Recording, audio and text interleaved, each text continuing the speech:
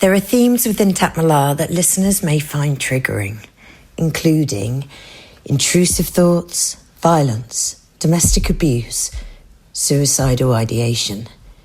If any of the topics in this episode speak to you, you're not alone. We have partnered with SAD, who host an online support group called Shits and Giggles every Thursday.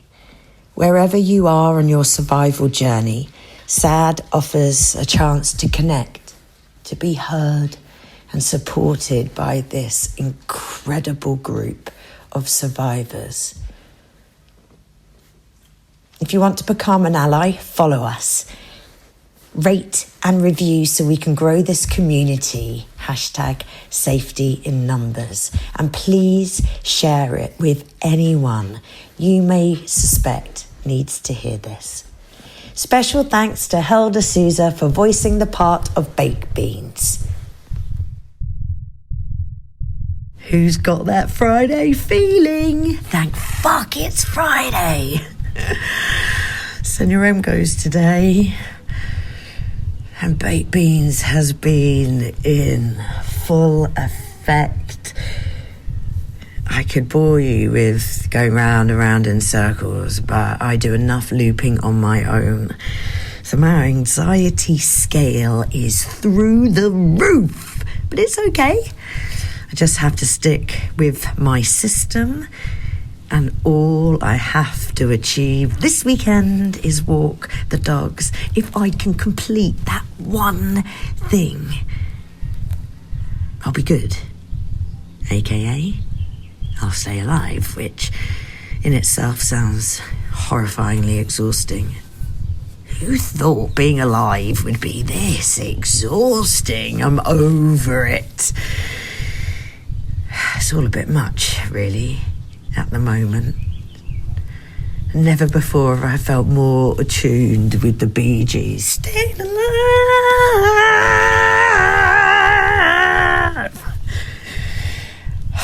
I always thought that was a hilarious sound. Barry gives. Is it Barry? Didn't sound like he was having a great time, did he? I was already giving myself a hard time because I knew I wasn't going to be able to walk the dogs. Not both Saturday and Sunday. I may manage one. And all I'm trying to do right now as I see the 5 o'clock drawing nearer is ready myself to take Senor M back and try with all my might not to grip onto him and make him stay. I'd be like baked beans then, wouldn't I? And that was the thing. Any extra feelings that I felt, I just felt like I was like him. So I didn't want to get angry. I didn't want to get dramatic. I didn't really want to do anything because then anything I did, I felt like it could be like him. And that was horrifying once more. My dry gagging was out of control and the panic attacks were folding rather beautifully into one another. My heart was pumping so hard that when it wasn't, I was scared. Oh, what did it mean? Am I okay? Am I alive? I'm staying alive. And then my gate went and a male voice shouted my name. Fuck. Senor M replied with a Portuguese typical "tô." And my knowledge picker isn't working quite well today. It seems like it's a bank holiday Friday in the UK language department. But in Cantonese, it's why, the word people use when they answer the phone. Senor M went down to open the gate and I was frozen to the spot. Now, the voice, if I'm right, and I'm racking my brain, was one of Baked Bean's mates. Baked Bean's mates told me that they'd grown up together and that he was the hard man around this area, some big-time gangster dude. Now, I'd only met him recently, but we'd gotten on And he spoke to me with clarity, without confusion, and had what was seemingly a unique understanding to my situation. I always felt that he actually listened to me, and he'd been curious, asked questions, and was helpful. T-Bone had introduced me to Senior M to help me with the house, and he always had a big smile on his face, and I enjoyed his candour. And when Baked Beans, T-Bone and I had hung out together, we'd had a laugh, had some interesting chats, and I appreciated him. And he was a doer, and I liked that. I respected that. And he'd always cut through the crap and verbalise for me to Baked Beans that renovating this house was going to be tough because I was a woman and I was going to need some local help.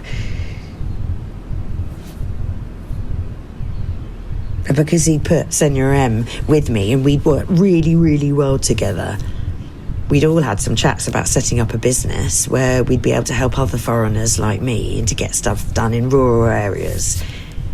Always interesting chats. And I was pretty scared as to how this was all going to go. The way he called my name was different. It was firm, like he meant business. This wasn't a courtesy call. And then I saw his face as he was listening to Senior M. There was no smile. My eyes met him and I knew Baked Beans had gotten to him. I did not know how this was going to go. He was pissed off. He wanted to know what the fuck was going on, and he was here to get Senior M and take him home. I was trying to cry because I didn't know what that meant. Did that mean he wasn't coming back? Oh, God. So I tried not to blink so as to let the tears come down my face, but I was also rather excited that there were tears. It felt like a kind of release. To stop my top lip quivering, I pressed the tip of my tongue against the top of my two front teeth, the back bit, and we just looked at each other. And I thought, fuck, I'm going to have to speak. And I hadn't spoken for a bit, and I was really liking it. I was enjoying the silence and the peace. I had control over it.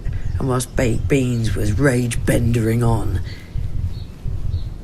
he was so loud and he had so much to say. It was rather nice not saying anything. Do you know, I didn't reply to a single voice note. I'm quite proud of that. But T-Bone started talking.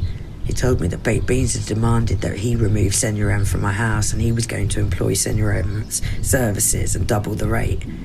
I was frozen. Well, I couldn't do anything with that. You see, Baked Beans had already started giving me all of these bloody bills like he always did every time we had an argument or I raised a concern to discuss. Suddenly I was met with all of these bills and I was pretty financially fucked. So I couldn't match that. I didn't really have much to offer in return.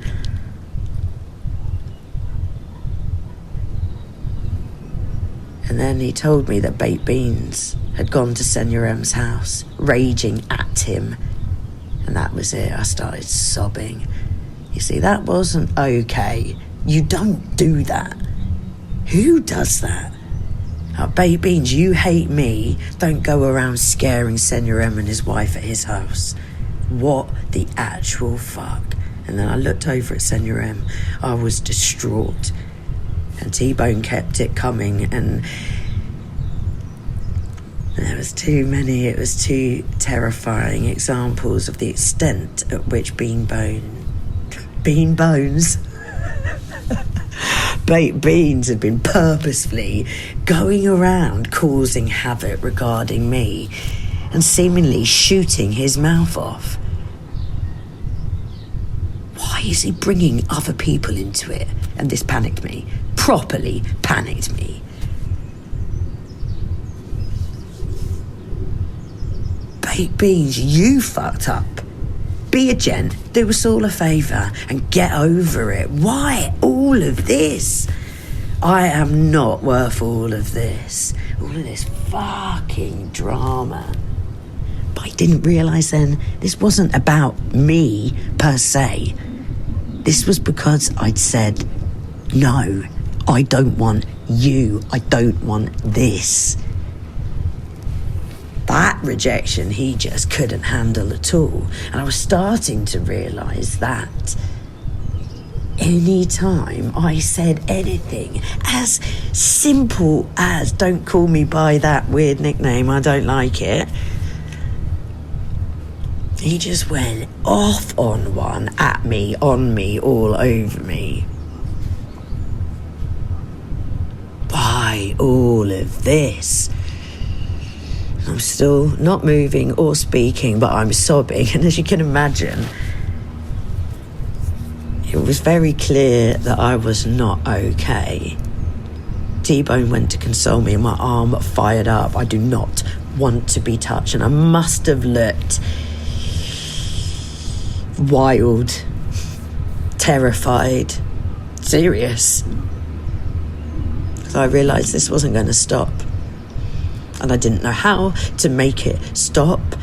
My eyeballs were flickering at the absurdity and the wildness of baked beans demanding off of anyone to do anything was blowing my receptors up. Who do you think you are? Stop acting like some kind of... what the fuck?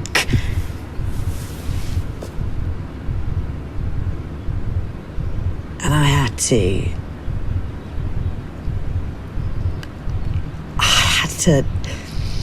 think very quickly about what to do. As he said, I met you guys a month ago. You were happy. What went wrong?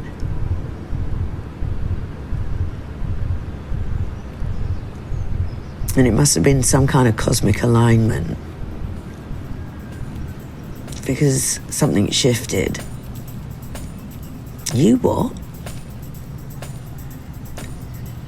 And I gathered all my courage, my bravery as I looked T-Bone right in his eyes. And I could see him seeing me work out in that split second or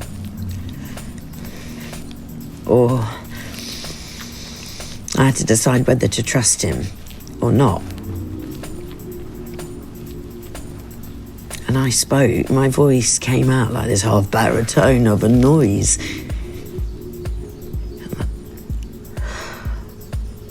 And I inquired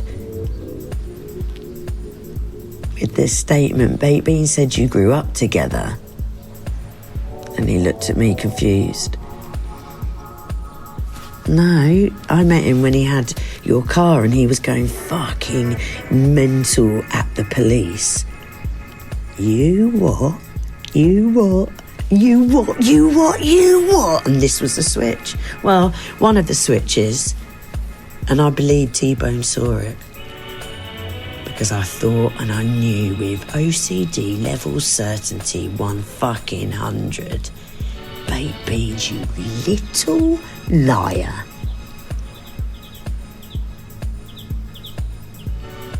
My head in my hands, I shook my head. And T-Bone went off to talk to Senora, and there was some fact-checking going on there. And I let a tumbling of fear farts escape. I didn't feel like I was going to shit myself and this would progress. Because once more it dawned on me that this guy running around town, not a care in the world, without thinking that there are consequences, that he was free to do this again to me at this moment, but actually to someone else, because it wasn't going to be me. And here I am, bunkering down, hiding effectively, imprisoned in my own home. And I was protecting him in this moment, but I was also protecting him from me and protecting myself, because he'd said I wasn't meant to say anything to anyone. Yeah, no shit, mate. No one ever likes you talking about the bad things that they have done.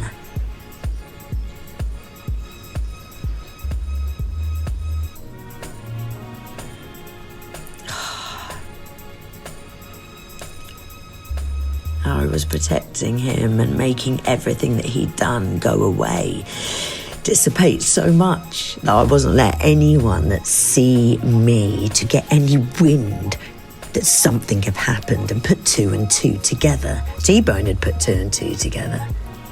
And it's me wanting to evaporate without a trace, exhausted by the notion of living.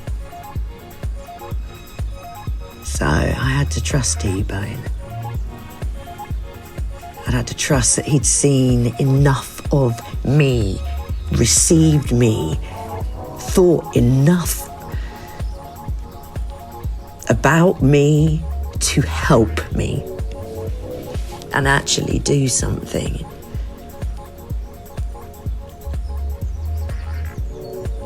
I said to him, I just called out I was not going to meet or talk to Baked Beans.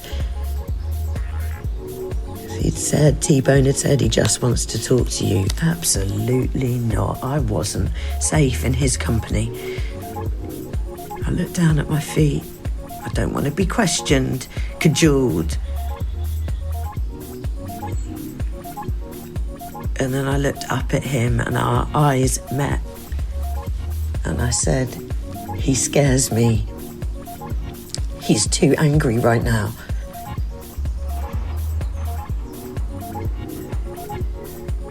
T-Bone asked me if he'd hit me. My jaw clenched. You see, I didn't say anything. I didn't need to.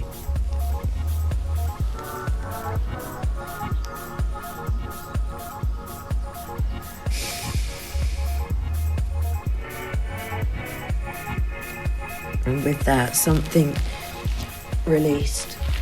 T-Bone went off and he was back with Senior M. He was going to take him home. He had an urgency in him. Noted. It was well noted.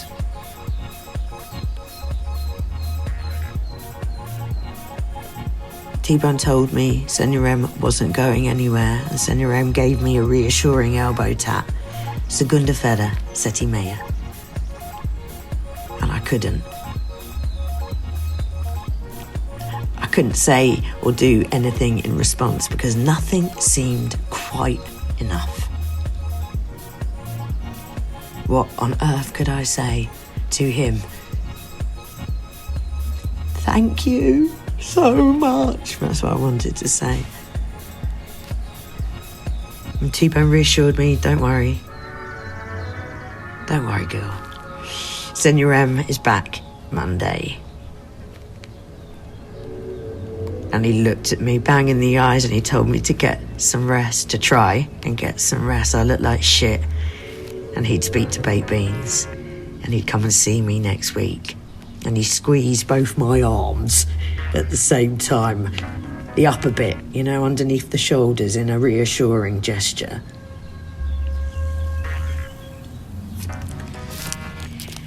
Something released. My jaw was sore and I had a flashback. And these were terrifying. I hated them. And after this day, they kept coming because something was released. I remembered Baked Beans' massive hand backhanding my jaw.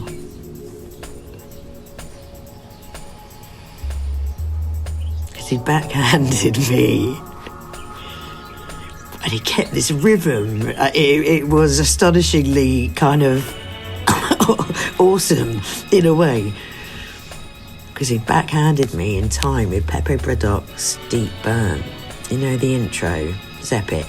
Do do do do ch, backhand ch, backhand ch, backhand ch.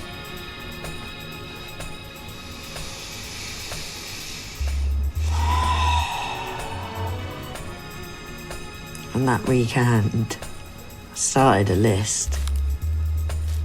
I had a playlist of all the songs I couldn't listen to anymore for now. After they both left. On their way out, Senor M had shown T-Bone the electrical situation, the destruction in my living room. And he looked at me again and nodded. I slid down the archway where the tiles were, where it all began. And I sobbed. My beautiful dogs joined me either side, and us three, we sat. And the sobbing released something, and I stopped looping. I stopped beating myself up for a moment.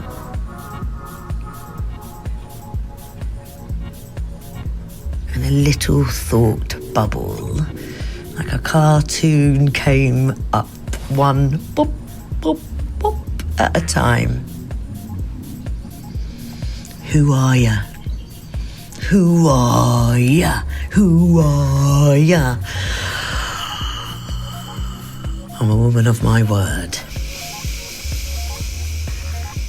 I'm a woman of my word. And I had to stay safe for 2 days.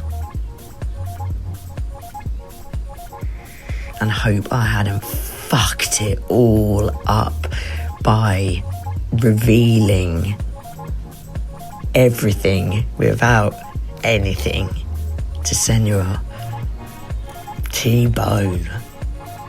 And I knew Senor M and him would be talking about it all the way home, and I just had to fuck it.